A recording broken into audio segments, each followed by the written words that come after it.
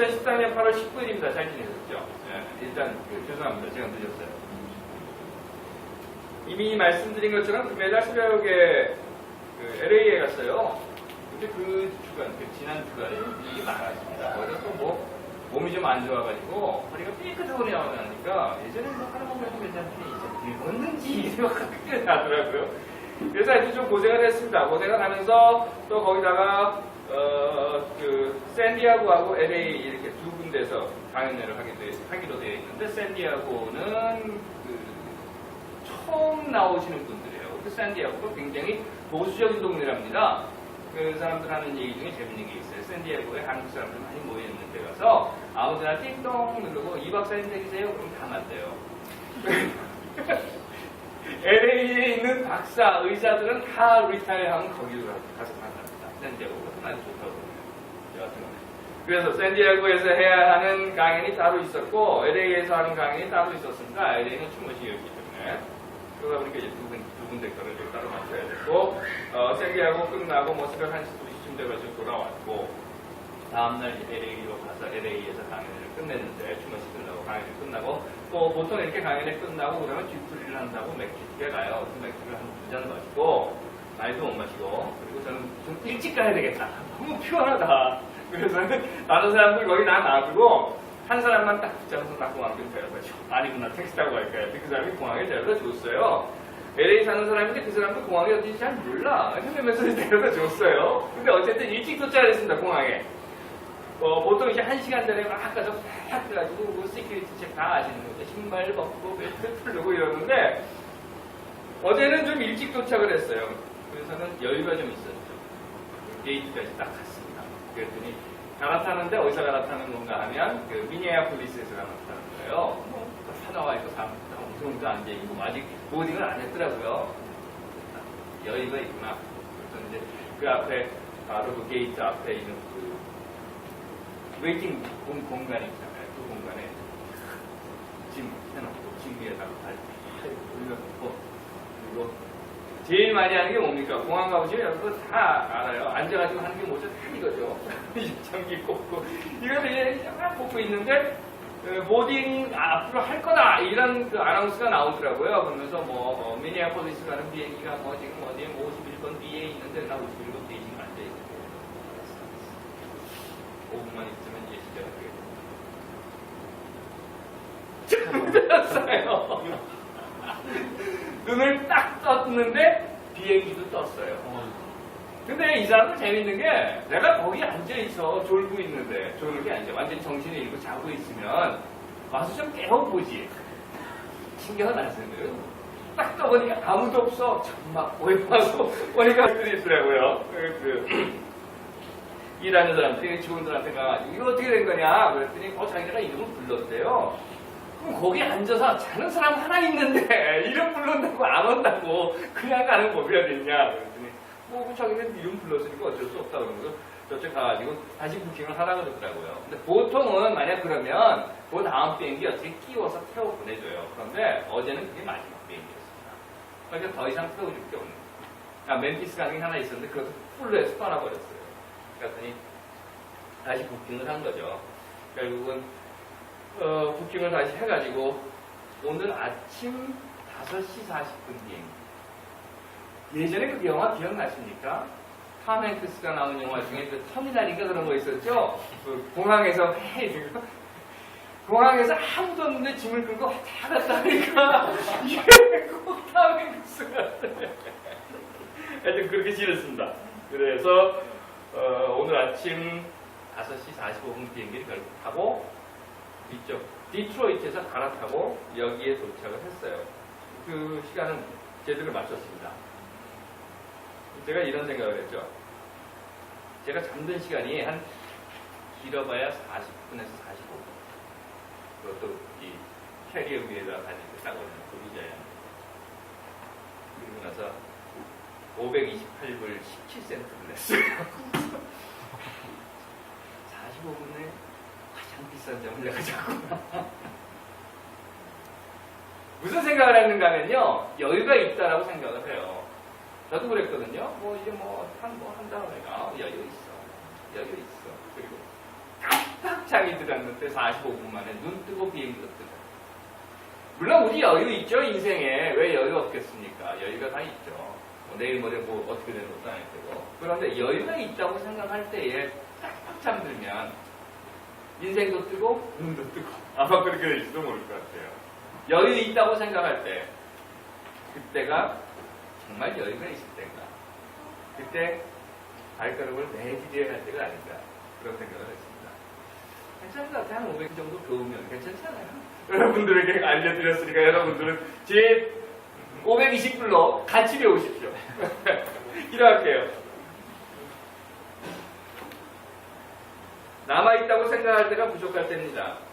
여유 있다고 생각할 때가 시작할 때입니다. 하나님 우리의 삶을 늘 돌아보게 하옵소서. 예수님 이름으로 간절히 기도드리옵나이다. 아멘. 자, 8월 19일입니다. 8월 19일, 8월 15일 지냈죠. 여러분들은 어떻게 생각하십니까? 건국 65주년, 광복 68년. 8월 17일에 아버님이 돌아가신 날이에요. 그래서 추모식을 한 겁니다. LA에 가서 추모식을 했는데 사람들이 제게 강연을 다니면 강연회가 끝나고 난 다음에 질의응답 시간, 거의 대부분 사람들이 제게 물어보는 질문 빠지지 않는 게 있어요. 그게 뭔가 하면 장준하 선생님을 아버님으로 둔 아들의 입장에서 아버지는 어떤 사람입니까? 그런 거 물어봐요. 그런데 여러분들 다 경험해 보신 거예요. 큰 나무가 있지 않습니까? 큰 나무. 엄청나게 큰 나무가 있으면 그 나무 밑에 들어가 있으면 나무가 안 보여요.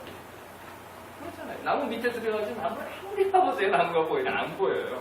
그런데 그 나무로부터 한 50m, 100m, 200m 더 멀리 떨어져서 그 나무를 보는 사람들은 와, 나는 기가 막히다. 저렇게 멋있고 훌륭하고 저렇게 울창하고 저렇게 잘생긴 나무가 어디 있을까? 라고 이야기를 합니다. 그러면서 그 밑에 있는 사람한테 물어보는 거예요. 그 나무 어때? 내가 보면 알아요. 밑에서 아무리 봐야 안 보이는 걸. 그런데 어쩌다가 이것도 팔자고 운명이고 하나님의 부르심이고 그래서는 아버님 이야기를 하고 다니게 됐어요. 그래서 저렇게 배웠는가 하면 아버님이 쓰신 글, 아버님이 사셨던 걸음, 아버님께서 하셨던 일들을 다시 공부를 했습니다. 아마 이런 아들도 그렇게 흔치 않을 거예요. 아버지 공부하는 아들. 그래서 아버지를 공부를 해가지고 아버님이 어떤 사람인가 하는 것을 제가 저 나름대로 아버지는 그 나무가 어떤 나무인가를 저 나름대로 생각을 하고 공부를 하고 그걸 다른 분들에게 아들의 이름으로 전하고 다니게 되었던 거죠. 아버님이 누구냐라고 물어보면요. 저는 이렇게 대답을 해드려요. 민족주의자다. 민족주의자다. 그런데 보수적인 민족주의자다. 그 말은 보수는 뭔가 지킬 게 있어요. 변하지 않는 진리, 변하지 않는 진실, 변하지 않는 어떤 것. 가야 하는 목표. 아무 때나 바뀌는 이런 것이 아니라 변하지 않는 목표. 그걸 가지고 있는 보수로서의 민족주의자다. 물론 한국의 요즘 보수라고 이야기하는 사람들도 다 변하지 않는 뭔가 진리가 있어요. 그 진리가 뭔가 하면 좌우 이런 거 아니고요. 상하 이런 것도 아니고 손실 그게 변하지 않는 진리입니다. 내게 이득이 되느냐 안 되느냐 그거에 따라서 모든 것이 다 바뀌는 거예요. 어느 순간에 내 편이었다가 어느 순간에 그것이 진리였다가 어느 순간에 그것이 민주주의였고 어느 순간에 그것이 자유였고 어느 순간에는 그것이 평화였고 평등이었다가 내게 이익이 안 되면 내게 돈이 안 되면 그건 다 좌빨이죠. 하지만 아버님이 가지고 계셨던 민족주의에 대한 보수는 민족이라고 하는 것을 지켜야 한다라고 하는 아주 철저한 보수주의적 생각을 가지고 민족주의자가 되셨습니다. 일본을 탈출해서 육천리 중국 대륙을 걸어서 맨발로 아버님 말에 의하면 그 발로 걸어서 광복군에 합류하고 중경 임시정부를 찾아가셔야만 했던 것은 바로 그 광야에서 얼음벌판에서 발톱이 빠져가면서 죽음의 고비를 수없이 넘기면서 화청령을 넘어가면서 얼음구덩이에서 밤을 새워야만 했으면서 또 그 험난한 산길을 걸어가면서 아버님 사상계에 보면 그 얘기, 사상계가 아니라 아버님 그 돌베개에 보면 그 얘기도 나와요. 산길을, 어딘지 모르는 산길을 막 올라가는데, 자, 산 등성이에 뭐가 있더랍니다. 그래서 보니까 호랑이더라고요. 호랑이가 거기 이렇게 있더래요. 김준영 선생님하고 두 분이 이제 걸어가야 되는데, 그래서 야, 저기 호랑이 있다. 놀래가지고. 그래서 어떻게 가보자. 조금 가니까 갑자기 이쪽 등성에 있던 호랑이가 이쪽으로 오고. 아버님이 그 돌멩이 그 이야기를 쓰셔요. 그리고 아버님께서 쓰신 그 민족주의자의 길에서 그 말씀을 하셔요. 호랑이에 물려 죽을 위기에까지 처하면서 내가 그 길을 걸었던 것은 민족의 광복, 그걸 지키기 위한 것이다. 민족을 지키기 위한 것이다. 그런데 그 민족의 광복을 지키기 위한 것이다. 그럼에도 불구하고 광복 68년 빼고 건국 65년 이야기한다고 하는 것은 뭐 여러분들 제가 설명을 안 드려도 무슨 이야기인지 다 아실 겁니다. 이번에 LA 갈 때요, 공항은 LA로 도착을 했어요. 그래서 샌디에고까지는 자동차로 갔고, 그리고 다시 샌디에고에서 LA로 돌아와서 추모식을 하고 강연을 하기 전에 제가 거기 담당하시는 분들에게 이야기를 했습니다. 글렌데일에 있는 이름이 여러 가지예요. 평화비라고도 부르고, 또 기린비라고도 부르고, 또 소녀상이라고도 부르는 지금 한국 일본 대사관 건너편에 세워져 있는 위안부 소녀상, 그 소녀상이 LA 그랜데일이라고 하는 곳 도서관 앞에 아주 멋있는 그 공원이 있는데 그 공원에 세워졌어요. 거기를 내가 꼭 가봐야 돼. 그랬더니 그 LA에 있는 분들이, 저를 도와서 같이 일을 하시는 분들이 어레인지를 해주셨어요. 그러면 그쪽으로 오시면 우리 사람들이 거기 가서 뭐 이렇게 준비를 해놓겠습니다. 그래서 거기를 갔어요. 사실 저는 한국에 있는 그 기린비는 못 가봤습니다. 제가 미국에 온 후에 세워졌고, 그리고 다시 돌아가서 그곳을 방문해 볼 기회는 없었어요. 하지만 여기 미국에 있다고 하면, 또 LA에 있다고 하면, 내가 LA까지 가면서 그곳을 방문하지 않는다면, 그거는 안 되겠다. 그래서 갔습니다. 사진에 있는 그 모습들. 거기에 사람들이 꽃을 나타났더라고요. 그거를 보면서, 울컥했어요. 왜 울컥했는가 하면, 첫 번째는 아파서, 속상해서. 또 하나는 화가 났어요. 그래서 그 기린비를 보면서, 평화비를 보면서 울컥했습니다. 무엇을 위해서 그곳에 세웠는가? 무엇을 위해서 이분들이 희생을 당했는가? 무엇을 위해서 이분들로 하여금 그러한 고통 속에 밀어넣었는가? 그리고 난 후에 해방이 되고 박정희가 군사정권을, 쿠데타를 이끌고 정권을 잡은 후에 한일협정이라고 하는 것을 맺었습니다. 지난번에도 말씀드렸습니다. 그리고 그 한일협정의 핵심은 지금까지 있었던 건 다 없어집니다. 물론 자기는 슬쩍 뒤로 뇌물 받아먹고. 하지만 여러분들 한번 생각해 보셨습니까? 박정희는 일본군 장교예요. 그렇죠? 그러면 지금 그 기린비 앞에 만약 박정희가 섰다고 하면 무슨 생각을 했습니까?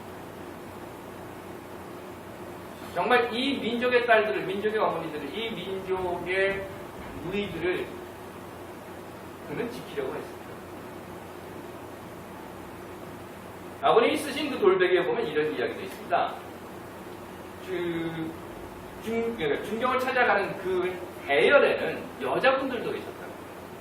군인들만 있었던 것이 아니라, 일본으로부터 탈출한 젊은이들만 있었던 것이 아니라 여자분들도 있었는데, 젊은 여자분들이 있었는데, 그 여자분들은 어떤 분들이었는가 하면 일본군 장교에게 스스로, 장교들이 많이 가는 그 술집들이 있을 거 아닙니까? 그 술집에 자기가 접대부가 됐어요. 그 일본군 장교들에게 자기 몸을 던져서 일본군 장교들을 해가지고 일본군들의 비밀, 그러니까 전쟁 작전 비밀을 떼내가지고 독립군들에게, 광복군들에게 전달해주던 그런 역할을 하는 여자분들이었다고 합니다. 그런데 발각이 된 거예요.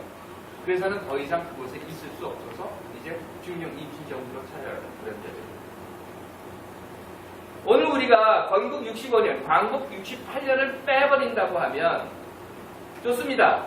안중근, 윤봉길 이렇게 거대한 이런 큰 인물들이 아니라 하더라도 그 한순간 한순간에 자신의 삶을 바쳐서 조국의 광복을 위해서 모든 것을 다 내버렸던 그분들은 어디 갔나요? 건국 65년 이승만?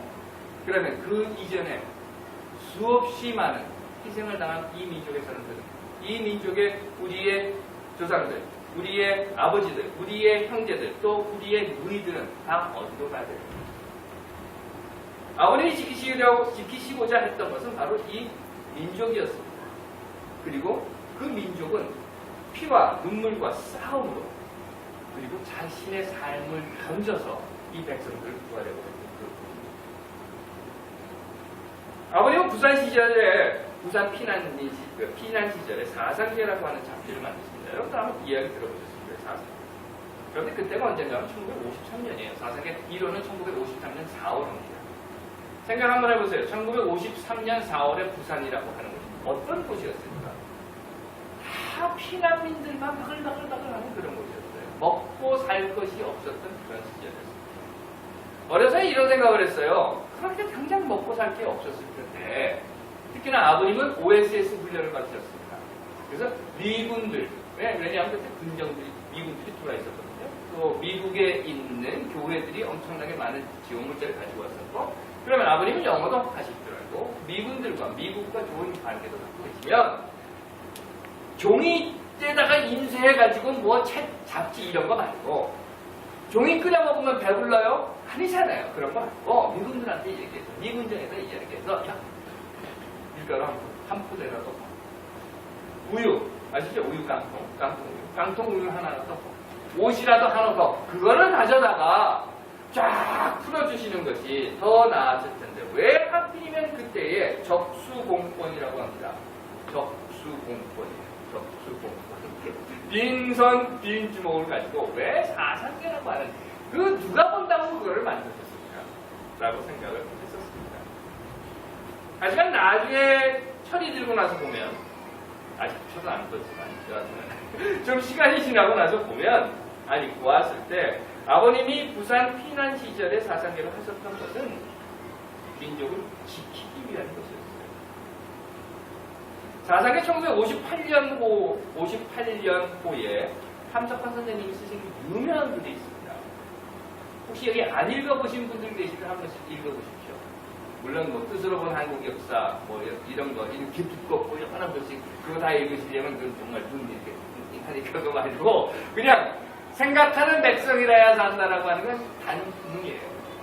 이승만 시절에 함석환 선생님이 쓰신 그 글 사상계의 실습입니다. 그 사상계에서 하신 이야기는 뭐냐면 백성들이 생각을 할 줄 몰라요. 백성들이 깨우치지 못해서 이 민족이 괴뢰들이 되어가지고 남쪽은 미국의 괴뢰, 북쪽은 소련의 괴뢰, 이 괴뢰 저 괴뢰, 국민은 없고 씨앗은 없고 백성은 없고 괴뢰들끼리 치고받고 싸우는 싸움. 온 세상에 이 지구상에 있는 온 인류의 모든 부정물은 시궁창물은 다 한반도로 몰려와서 역사의 똥인 전쟁을 했던 것은 바로 이 백성 한 사람 한 사람들이 정신을 차리지 못했다. 이 민족을 지키는 일은 이 민족을 지키는 방법은 무엇인가 하면 이 백성들이 깨어나야 한다. 그래서 아버님은 사상이다. 물론 그 후에 한일협정 반대 운동을 하셔요. 그런데 한일협정 반대 운동을 하신 그 중간에 아버님이 쓰신 글이 하나 있어요. 그 글이 뭔가 하면 제목이 이거예요. 애국가와 정체가. 1965년입니다. 박정희가 집권을 딱 하고 구테타로 집권을 하고 나서 대통령 되자마자 한일협정하겠다고 밀어붙이는 거예요. 여러분들 잘 아시는 그게 육상대회니까. 그런데 그 한일협정은 굴욕적인 거죠. 당연히. 지금 이 위안부 할머니들이 아직까지도 천 몇백 회를 지나가면서 일본 대사관 앞에서 눈이 오나 비가 오나 바람이 부나 매주 수요일마다 거기서 데모를 하시는 게 딱 한 번 빠졌어요. 언제 빠졌는데? 일본에 지진 났을 때 있죠. 일본 그 쓰나미 지진 나가서 원자로 부서졌던 그때 한 번 있었죠. 그때 딱 한 번 일본에 고통당하는 사람들을 위해서 우리가 오늘은 시위를 하지 않겠다. 한 번만 딱 한 번은 그래서 하지 않았고 지금까지 매주 수요일 그분들이 거기서 그 할머니들이 그곳에서 시위를 하는 이유가 바로 이 박정희가 만들어 놓은 한일협정 때문이라는 겁니다. 그런데 한일 협정을 하니까 반대를 해야죠, 당연히. 그래서 사회 지도층들이 그 당시에 아버님이 그래 보면 몇몇 분들 이 이름이 나오는데 박순천 여사님, 여러분들 아실 거예요. 박순천 여사님도 그 시위대 중에 한 분으로 아버님과 같이 시위를 하고 있었다고 합니다. 시위를 하고 있는 그 순간에 경찰들이 막 밀고 땡기고 그래가지고 결국 한 30-40명, 박순천 여사님과 아버님을 포함한 30-40명만 따로 이렇게, 지금은 그게 무슨 뭐가 됐죠? 시민회관인가 뭐가 됐지만 예전에 그게 국회의사당이었죠. 세종의회관인가. 국회의사당 앞에 경찰들에게 포위를 당했다. 경찰들이 공범을 딱 때리려고, 때려서 쓰러뜨려 잡아가지고 공봉을 들고 경찰들이 막 달려드는, 점점 막 모여들고 있는 그때에 그 시위대 중에 누군가가 애국가를 불렀다. 그러자 그 시위대들이, 경찰들이 이제 저거 때려, 저거 잡아, 저거 쳐! 라고 하는 그 순간에 시위대들이 애국가를 부르니까 아버님의 글 그대로 보면 마치 초등학교 아이들이 조회 시간에 애국가가 나오면 하는 것처럼 그 경찰들이 공범을 듣고 숙연해지더라고요. 다 같이. 경찰들이지만 애국가가 울려 나오는 그곳에서는 공범을 내리고 다 같이 숙연해지더라고요. 한 민족이 되고, 한 형제가 되고, 한 핏줄이 되고, 한 가족이 되더라. 이것이 민족이다. 그런데 그것도 잠깐, 누군가 경찰 간부가 그 경찰들 뒤에서 욕지거리를 하면서 그 경찰들 뒤통수를 때리니까 다시 곤봉을 들고 쫓아가서 때리고, 결국 그 애국가는 끝까지 불려지지 못했다. 아버님은 민족주의자이십니다. 그리고 그 아버지가 지키려고 했던 민족주의라고 하는 것은 형제가 하나 되는 것을 깨트리는 요소를 제거하는 거예요. 한 자매가 되고 같이 한 애국가를 부르는 것을 방해하는 그 세력을 제거하는 거예요. 함께 어울리고, 함께 음식을 먹고, 함께 눈물을 흘리고, 함께 역사를 공유하는, 함께 애국가를 부르는 그들의 모임, 그들의 삶에 공유되어 있는 역사를 파하려고 하는데, 아버님은 그것에 대해서 싸우셨어요. 그리고 그들과 싸우는 이유는 바로 이렇게 함께 애국가를 부르고 눈물을 흘릴 수 있는 이 민족을 지키기 위해서였습니다. 칠서남북공동성명이라고 하는 게 있어요. 여러분 기억나실 겁니다. 72년에 박정희가 만든 거예요. 칠서남북공동성명. 아버님에게 있어서는 개인적으로 박정희는 그 재미없는, 재미없다고 합니다. 아니 미운, 아주 싫은, 보기도 싫은 그런 대상이었을 겁니다. 그럼에도 불구하고 박정희가 칠서남북공동성명이라고 하는 것을 발표를 하는 그 순간 아버님은 즉각 박정희가 한 그 칠서남북공동성명에 전폭적인 지원을 한다라고 하는 글을 발표하셨어요. 그 글이 뭔가 하면 민족주의자입니다. 박정희는 싫어. 박정희, 그 일본 떨거지 같은 놈. 박정희, 그 일본군 있을 때 위안소 앞에서 군표 들고 서 있던 놈. 박정희, 그거 자기 목숨 구하자고 자기 동지들 신념 다 배반하고 남노당 자기 편들 다 밀고 하고 자기 혼자 살아남은 놈. 박정희 민족을 배반하는 놈. 박정희 삼선개헌을 한다고 하면서 헌법을 유린한 놈. 박정희 군과 기강을 다 까부시고 자기 혼자 쿠데타 일으켜서 대통령 된 놈. 박정희는 그냥 보기도 싫어. 하지만 박정희 정권이 이 갈라진 민족이 조건 없이 자주적으로 하나가 된다라고 하는 성명을 낸다고 합니다. 그것에는 나는 전적으로 동의합니다. 하고 이야기를 하셔서 민족주의자의 글이라고 하고 글을 쓰시고 박정희의 칠서남북공동성명을 지원을 하십니다. 왜? 아버님에게 있어서의 변하지 않는, 아버님에게 있어서의 지켜야 하는 가치인 것, 민족이었죠. 하지만 여러분들 잘 아시는 이야기예요. 72년 7월 4일이죠. 그러니까 7.4남북공동성명이죠. 남북공동성명 딱 발표하고 이산가족 몇 명 왔다 갔다 해놓고 난 다음에 72년 10월 17일 뭐 한 줄 아십니까? 10월 17일. 그게 박정희였어요. 8.15 기념 행사를 하면서 그 기념 축사에서 박근혜가 이산가족 이야기하고 이러더라고요. 가만 들어보면 지 아버지를 따라가나 지금? 왜냐하면 김기춘 데려다 놓고 이산가족 뭐 상봉 이야기하고 그리고 8월 15일 날 물대포 쏘고 한 2달이나 3달쯤 있다가 뭐 긴급조치 내리려고 그러는 거 아닌가 걱정이 좀 우려가 되기를 했습니다. 물론 그러지 않겠죠. 아버지하고 딸하고 어떻게 똑같겠어요. 안 그럴리라고 믿고 여하튼 아버님이 지키시고자 했던 것은 민족이라고 하는 거였습니다. 그래서 하나된 민족을 갈라놓는 것, 하나된 민족을 깨뜨리는 것, 하나된 민족 한 핏줄을 둘러갈라 싸우게 하는 그 모든 세력과 아버님은 싸우셨고 그것을 아버님의 삶에 가야 할 방향으로 세우셨고 그리고 결국 아버님은 그렇게 돌아가셨어요. 그렇게 돌아가셨고 뭐 여러분도 잘 아시는데요. 그리고 나서 38년 만에 아버님의 무덤이 비에 쓸리면서 수습을 하는데 유골이 나오는 거예요. 근데 그 유골에서 뭐 정확하게는 이야기할 수 없지만 여하튼 간에 낙반사고로 돌아가신 그런 흔적이 아니라 뭔가 둥기로 분명하게 가격을 한 흔적, 그래서 살해한 흔적이 나오고 얼마 전에 몇 달 전이죠.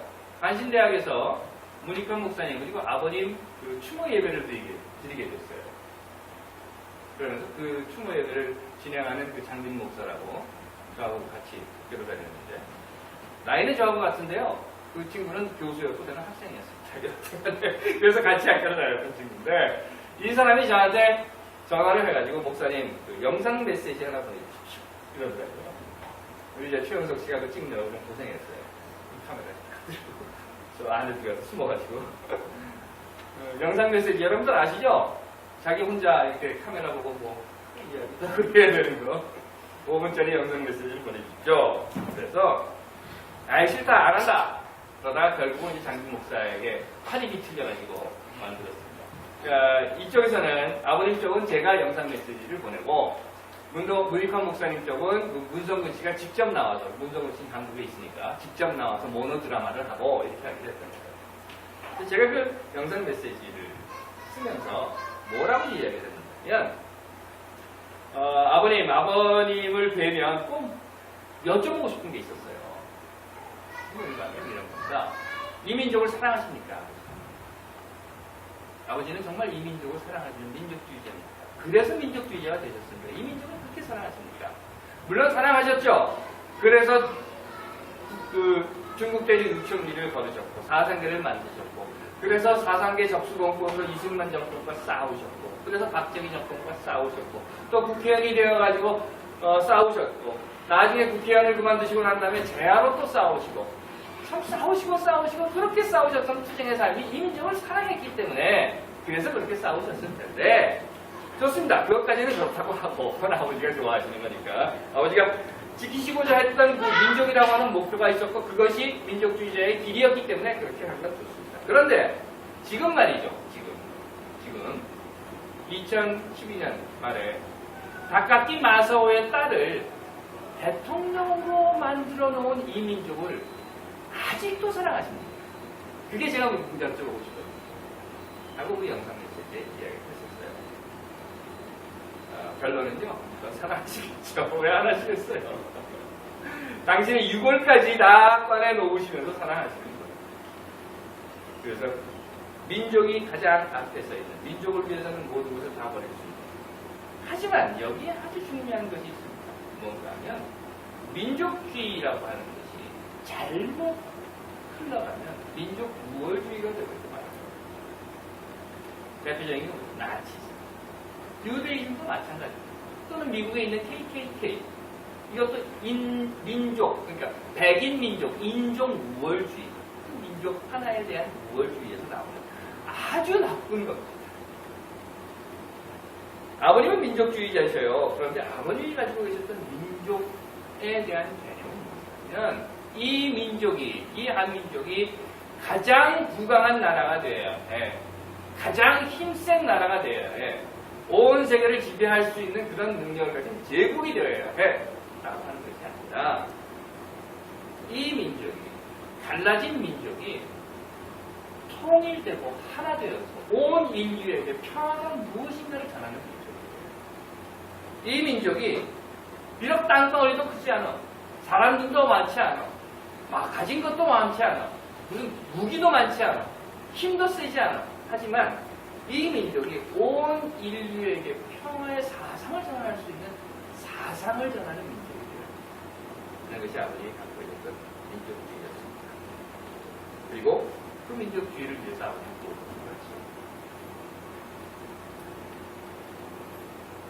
자, 그러면 이거 뭐 설교한다고 해놓고 뭐 딴 얘기 열심히 했어요. 제가 다니면서 하는 이야기를 왜 여기서 했는가 하면요. 제가 토요일날 LA에 있는데 최영근 교수님이 한국에서 전화가 왔어요. 한국에서 전화가 왔어요. 뭐냐고 받았더니 최 교수님이세요. 어디 계십니까? 그랬더니 아유 우리 이상 가족 돼가지고요. 그 집사람은 원룸인가 뭐 얻어서 사고 저는 지금 그냥 연구실에 이러고 삽니다. 그러시더라고요. 한참 얘기를 했어요.